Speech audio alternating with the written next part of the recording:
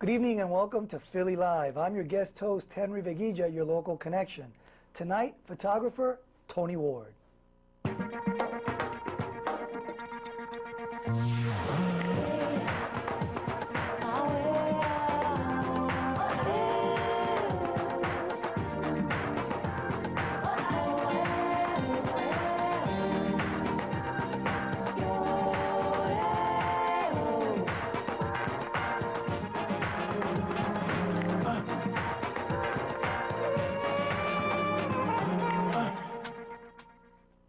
Tony Ward is not your average photographer.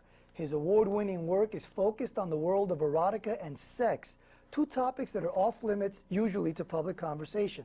Critics praise his sensual and graphic images of human sexuality, and well-known magazines, including Life, German Vogue, and New York Magazine, have featured his work.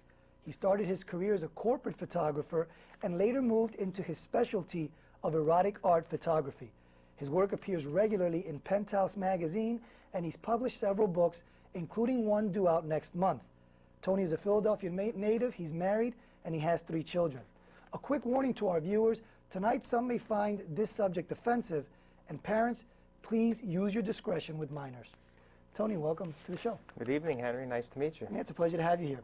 And let's just start with this issue of the censorship, because even in the intro, I advise some of our viewers that the subject might be offensive.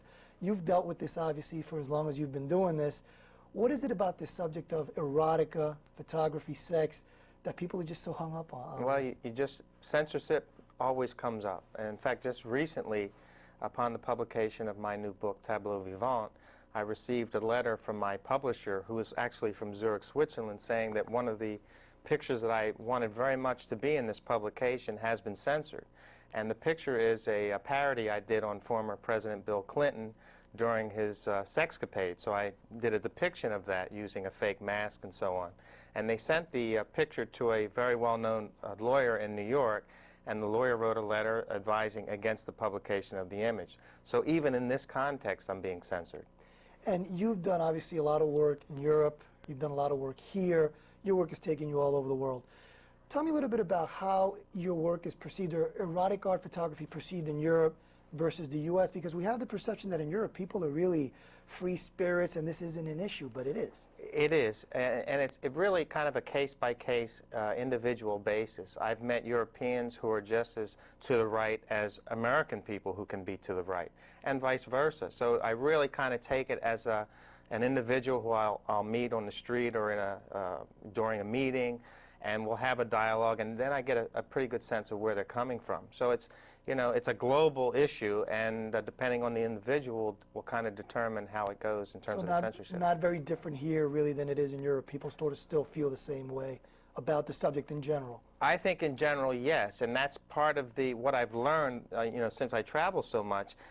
Being an American, I was under the assumption that Americans are prudes, but I meet just as many prudes in France, in Germany, in Holland, because of this very subject. And that's one of the things that compels me to continue to photograph, is just that the challenge of learning a little bit more about how the individual perceives erotica, sexuality, morals, the mores of their own particular culture.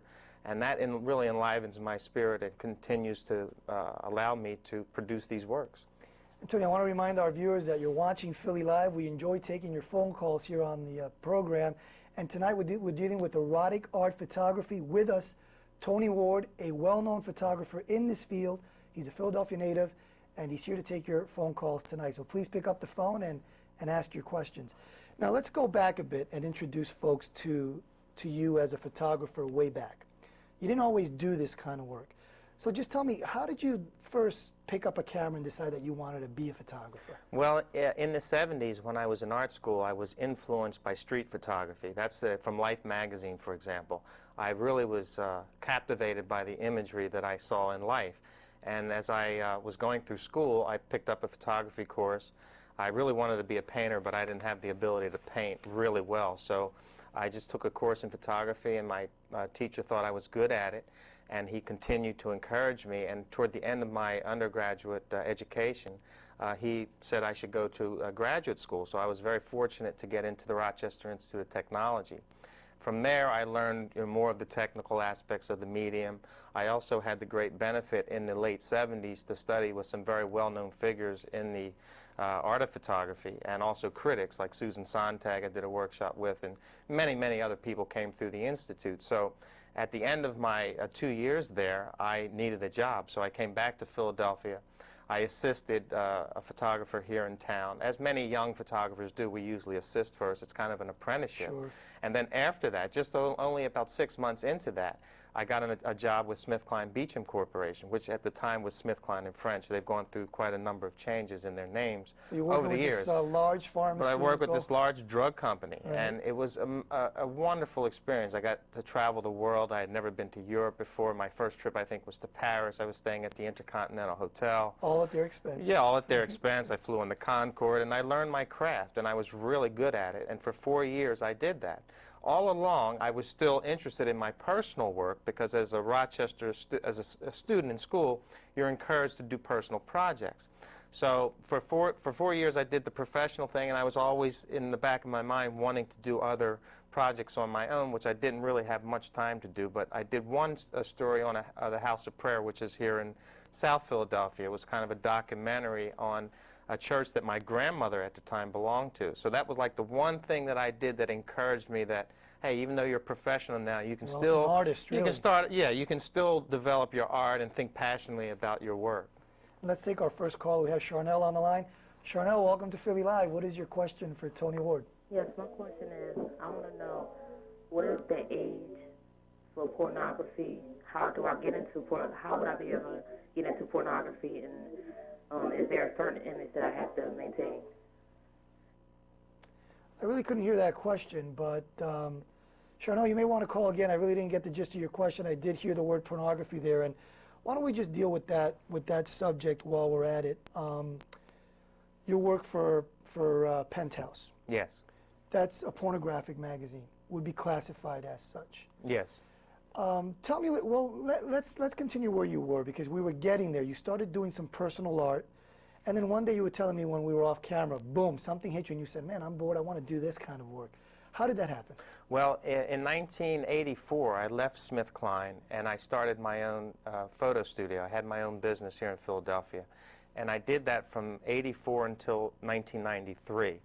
And at that point, I was making a very good living. I started to raise a family with my wife, Sandy, and things seemed to be moving along really well in my life. And one day, I just woke up one day, and I decided that I was bored. I was only picking up the camera to earn money. And I recalled, years prior to that, I was picking up my camera for the joy of making art, making photographs. And I kind of lost that vision. So I said, there must be a way I can get back to what brought me to photography in the first place, and that was for the sheer passion of photographing without money necessarily attached to it. And I said, within that passion, what is it that I would like to do most? And it immediately came to me. I always had a love for women and the power of women and the power of their sex and their sexuality, and I started to explore that as a medium. And initially I started with photographs of my wife, and then that segued into this kind of global recognition for what I do now. Sure. Great. Let's take another phone call. And we want to show our viewers some pictures so you get a little taste about what Tony Ward's work is like. I believe we have Mark on the line. Mark, are you there? Yes, I am, actually. Yes, good evening. Good evening. Welcome to Philly Live. What is your question? My comment really is that I believe that that pornographic photography is pornography, and I think that it's one of the reasons for the moral decay of our society. I don't believe that it's helpful in any way. In fact, I think it's degrading to women, because the body was made by God, but not to be used in that manner, I think. And so that's my comment. And I think that really it's something which the guest should be ashamed of. All right, well, thank you for that call. Well, Tony is someone with very strong feelings. I'm sure you've come across folks like this. He's got his opinion. He doesn't think there's any use or any value to these kinds of images or this kind of work. What is your rebuttal to that? Not necessarily a rebuttal. I respect what the gentleman has said, and I think, positions in life are usually based on contrast. So he comes from a standpoint that he believes in, and I think that's great. but only by having someone like myself in the world could he have the contrast to believe so heavily in what he does. So I think the world is big enough to be supportive of this gentleman's remarks and as well as mine, because there are certainly as many people who believe in the art of eroticism as I do who feel the way that I do. So I appreciate what he's saying. And I do want to spend some more time talking about the censorship issue, and because you do consider yourself a crusader for the First Amendment, freedom of speech, but let's show our viewers some of what we're talking about. It is a visual medium we're talking about here. Your new book, Tableau Vivant. We've popped up some pictures here. Describe some of these for me. These are in this new book that's coming out next month, Tableau Vivant. What are we looking at here? Well, the Tableau Vivant pictures really came out of an influence I had with Fellini. Fellini was a very famous filmmaker, a European filmmaker who was very popular here in America as well. So I was studying Fellini in the early 90s, and I was just so captivated by his joie de vivre, his love for life, that I started to create scenes in my mind, you know, like movie scenes that were still photographs, that kind of said more than a single idea in a frame. So the goal was to create an ambiguous image that could have multiple meanings.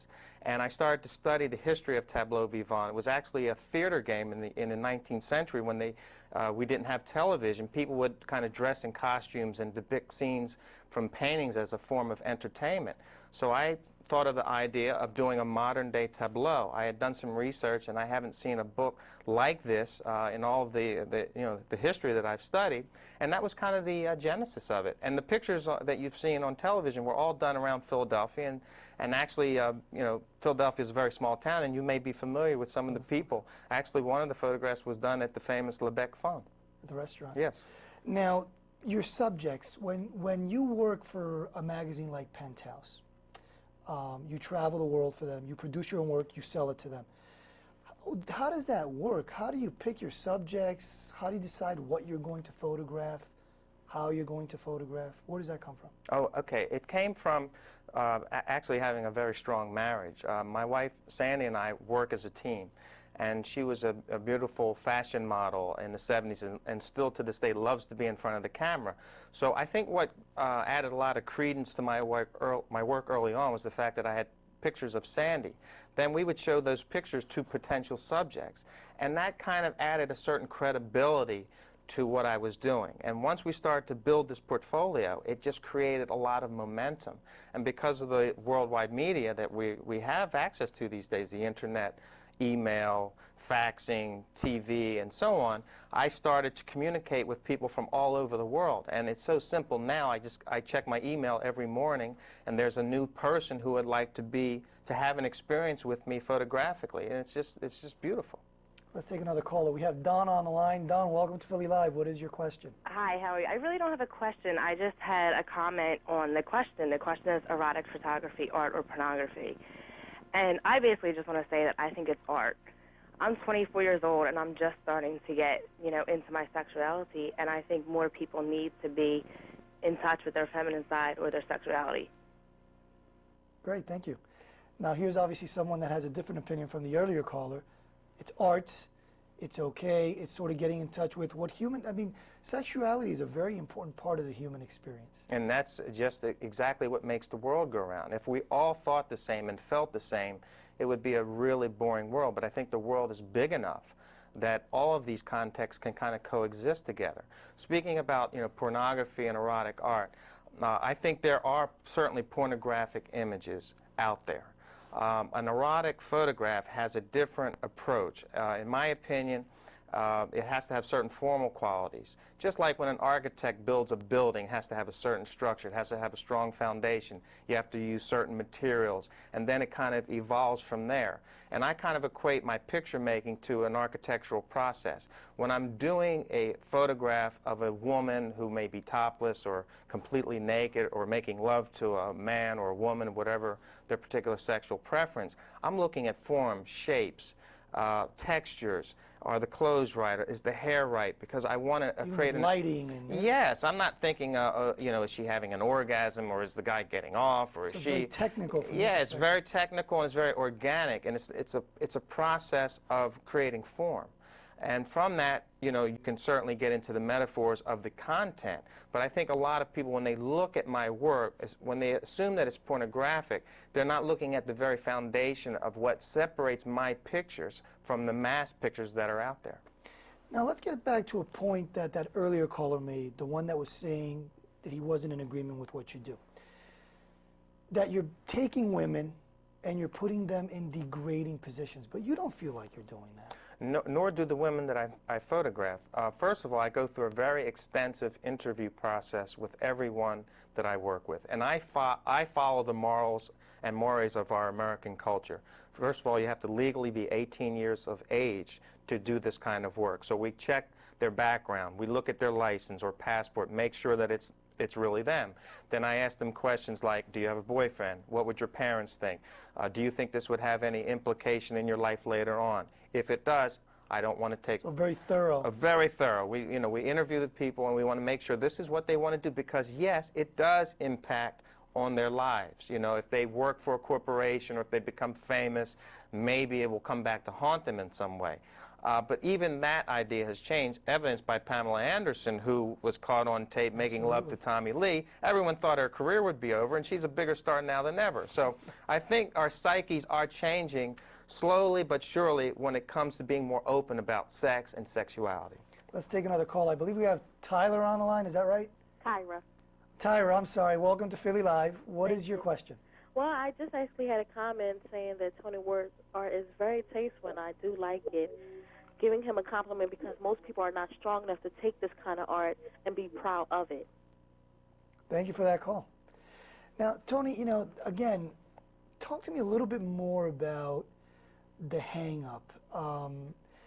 You go to a bookstore, and clearly there are a lot of magazines with erotic art in them. Then there are the penthouses, those kind of magazines, the pornographic magazines. People buy them, people enjoy them, people look at them. There is a place for this in society. It's about human freedom, it's about human choice, yet you're always battling the censors. Why is that? We're battling the censors because there are a lot of very bad pictures out there.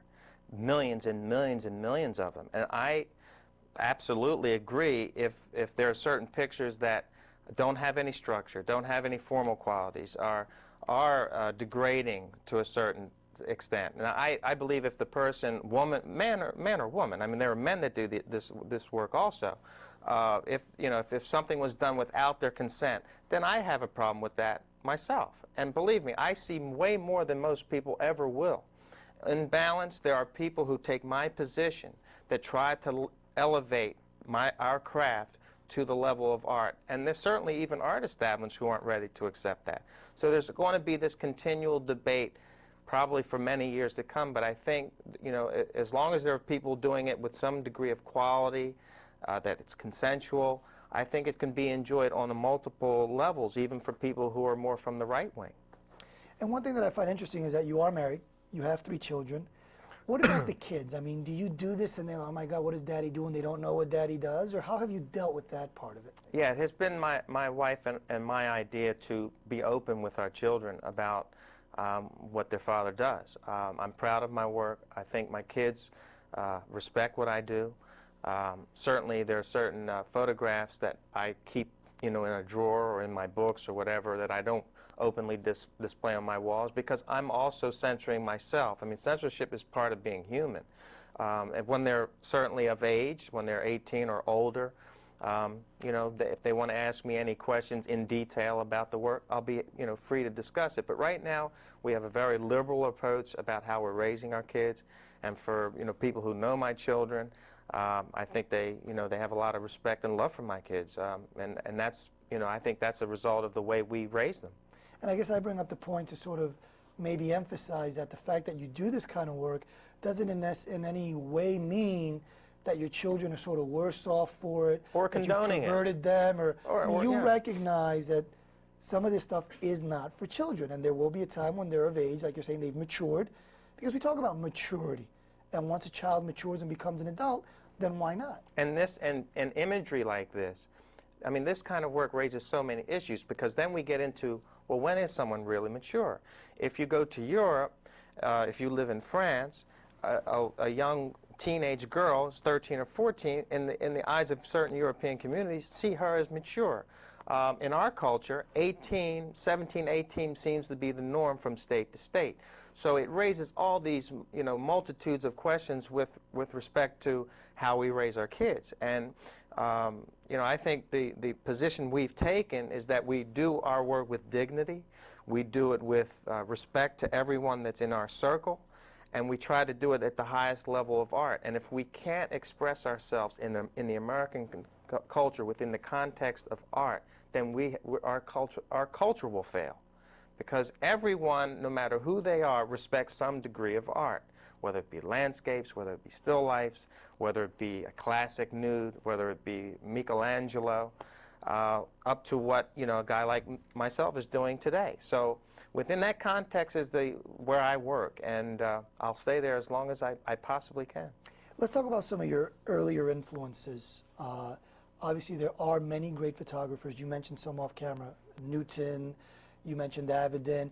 Early on, when you started doing the work, the erotic art photography, who were your primary models or influences? I would say, actually, this may sound strange, but the photojournalists were my models, because these guys were putting their lives on the line. I mean, you talk about passion, go into a war. In fact, one of the guys that I went to RIT with is a Pulitzer Prize winning war photographer, Anthony Swa. And, this is a guy that's in passion. He wakes up every day and he loves what he does, and he puts his life on the line. I actually, in a way, have put my life on the line as well, because censorship can run very deep. And in fact, I have been censored from my local Philadelphia community, where I used to work with art directors and designers. That's how I made my livelihood. And when I turned to this work, I got no more calls from them. And I was still the same person. I could still go into an industrial facility and take pictures of pharmaceuticals if they wanted me to do that. But that's what happens, when you take a stand like this. You're really put yourself out there. And but that's where the love of the work comes from. And if you really believe in what you do and in yourself, you're really happy about that. Let's take another caller. We have Austin on the line. Austin, welcome to Philly Live. Hi, how are you? Good, how are you, sir? Fine. I just wanted to mention to Tony, I'm in a couple of camera clubs here in Philadelphia. And I would just like to ask you, do you think that in the eye of the beholder, whether it's art or erotica or pornography, I don't know what you think about it, but I certainly have my thoughts on it, what the individual sees and how they classify it. That's a good question. What about that? I mean, some people look at it and clearly, is it based on sort of a technical expertise, or do you have to be a photo expert to say, oh, this is art or it's pornography? I think, well, from where I'm sitting, I leave it in the hands of the historians and the critics. So it's my position, like when I have a new book coming out, I always try to get leading authorities in the world on what art is or what erotic art is. For example, the new book that's coming out, I had a guy named Rick Wester write the foreword to the book. And the reason I did that is Rick was in charge of the international collection of photographs at Christie's auction I'm going to house. put the cover up now. And, so Rick is really a world authority. He's seen lots of photographs, and he put his credibility on the line by saying, this is art. So I'm going to attach myself to that. And that's kind of how you build a base. And it is in the eye of the beholder. And Rick is like a part of my team now. So we try to build like a coalition of people who kind of support like a foundation, an architectural foundation of this work, to give it a certain level that people can accept. Okay, let's take Julie. She's been waiting. Julie, welcome to Philly Live. Thank you. What is your question, Julie? Well, first I want to say that I have a lot of respect for how you handle your work with your family. And my question is, where can someone view your artwork? What about that? You have a studio in Philly, but you've also shown your work in galleries all over the world. Yes, I have 2 shows coming up. Unfortunately, you have to travel pretty far to see them right now, but there's a show coming up in Amsterdam, Holland, in the month of February, and then in Karlsruhe, Germany, the month of March. But locally, certainly you could always look at my website at tonyward.com. Sandy Webster Gallery here in Philadelphia has shown my work and has a small collection of my photographs that can be seen. And of course, with the release of my new book, Tableau Vivant, you probably will be able to get the book at Barnes & Noble or some of the other booksellers here in Philadelphia. Now, what's next besides the book, obviously, that you've worked on, that's come out? Do you have a vision as to where you may want to take this next? Or are there other kinds of genres that you've been exploring? That Oh, you may sure. want to get Actually, I have my 4th book is coming out in the spring. That's called Orgasm 2. Well, Okay. the first book was Obsessions. The second book was Orgasm. The third book is Tableau Vivant. And then the 4th book is Orgasm 2. And we've all had multiple orgasms, so why not an Orgasm 2? So that's the sequel. But this is the sequel. And I'm actually introducing my color work in Orgasm 2. So a lot of people see me as a black and white artist, and I'm always exploring new ways to give people a different spin on my vision. But book projects are very important to me, and I have a 5th book that's already almost complete. I follow a big party in Amsterdam called the Wasteland Party, which is a fetish party where people dress in fetish garb. They wear leather and latex and so on, and they, like 4,000 people strong, twice a year go to this party to celebrate and have fun. They're doctors, lawyers, politicians. Yes, and I've been documenting it for a year now, so I'm really excited about having that book published as well. The cities you've been to, you mentioned Amsterdam, Paris, New York, obviously. Anyone in particular really that you're fond of? I would say right now it's Amsterdam, and I had never, in my earlier travels, had never been to Holland. And I was in Germany on an assignment for Penthouse, and I met a Dutch art director who was like amazed that I was doing all these erotic pictures and never been to Amsterdam, the which capital is yeah, it's kind of capital of the sex world, really, and they have the red light district and so on.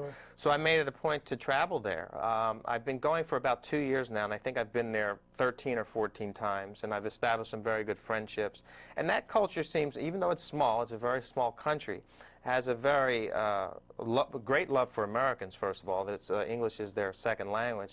And secondly, there is that openness there that I find very enjoyable, although they also censor me. So I get censored wherever I go. Even the show that we're organizing now, I'm sure we'll go through some censorship circles, but on balance, it's a great place to work and to be for, from time to time during the year. Well, believe it or not, Tony, we are out of time. We could spend another 30 minutes talking about this. I've enjoyed your company. Thanks for joining us. It's my pleasure.